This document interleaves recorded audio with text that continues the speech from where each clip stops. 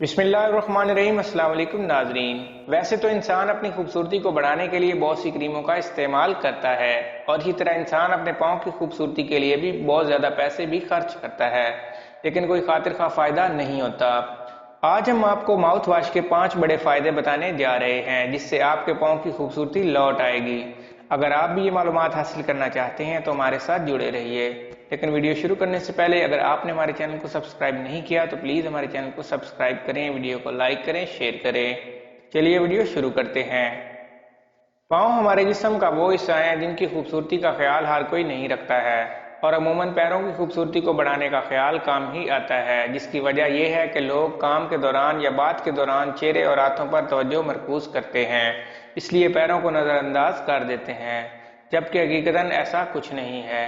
پہلے کے زمانے میں خوبصورت پاؤں ہی خوبصورت شخصیت کو ظاہر کرتے تھے۔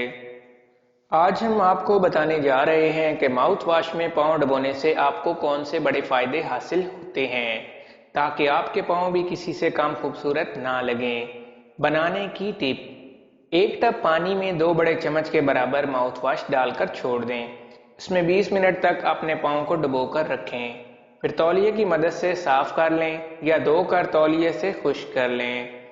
فائدے: پاؤں کی میل کچیل اور دھوپ سے جھلسی ہوئی جلد کا خاتمہ ہو جائے گا، ناخنوں میں لگی ہوئی فنگس کنٹرول ہو جائے گی اور روزانہ کے استعمال سے بالکل ختم ہو جائے گی۔ پھٹی ہوئی ایڑیاں نرم و ملائم ہو کر بالکل صاف ہو جائیں گی۔ جن لوگوں کے ناخن کمزوری کی وجہ سے ٹوٹ جاتے ہیں، یہ جلد ہی صحیح ہو جائیں گے۔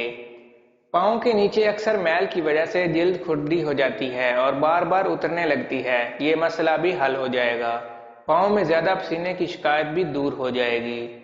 اس ٹپ سے فائدہ کیوں ہوگا؟ اس ٹپ سے فائدہ اس لیے ہوگا کیونکہ ماؤتھ واش میں ڈس انفیکٹ، سلفر، ایسکاربک ایسڈز، ہائیڈروجن پر آکسائڈ، کیلشیم فلوریکل انزائمز اور زنک کلورائڈ پلیزنٹ پائے جاتے ہیں، جو کہ پاؤں کی سخت سے سخت جلد کو بھی نرم و ملائم اور حسین بنانے میں بڑی مدد کرتے ہیں۔